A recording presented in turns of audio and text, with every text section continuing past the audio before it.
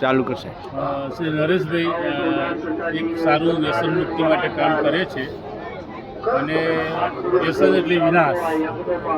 હું પોતે પણ જિલ્લા આરોગ્ય અધિકારી તરીકે 6 વર્ષ કામ કરેલું છે.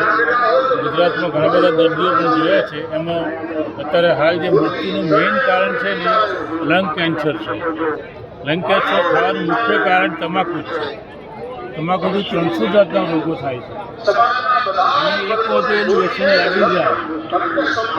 એનું વ્યસન લાગી જાય છોડવું બહુ મુશ્કેલ હોય છે, કારણ કે ઇન્ટ્રાસેલ્યુલર એડિક્શન થતું હોય છે. પરિણામે છોડવું બહુ મુશ્કેલ હોય છે.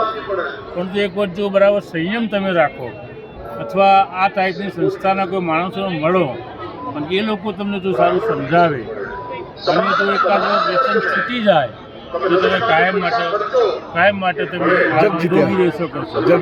પરંતુ તમે એમ કરતા હો કે ચાલો આજે એક મસાલો ખાઈશું, કાલે અડધો કરશું, એ રીતે નહીં છૂટાય. છોડવો છે તો 21 દિવસ છે જ છોડવો અને એના વિડ્રોવલ જે સિન્ડ્રોમ કહેવાય છોડવા માટેના એને 10 દિવસ તકલીફ રહેશે.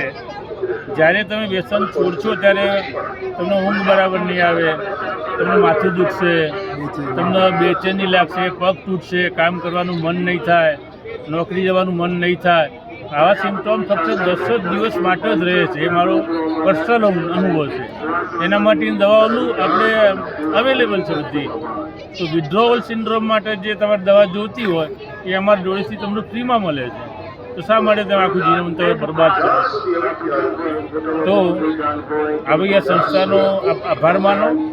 આ લોકો આખા ગુજરાતને આખા વર્લ્ડની અંદર કેન્સર બચાવવા માટેનો મુખ્ય પ્રયત્ન કરી રહ્યા છે અને ખરેખર આ લોકોને ખૂબ ખૂબ ધન્યવાદ છે. મારું પણ મેસેજ છે કે આપ નિરોગી રહો અને વ્યસન મુક્ત રહો.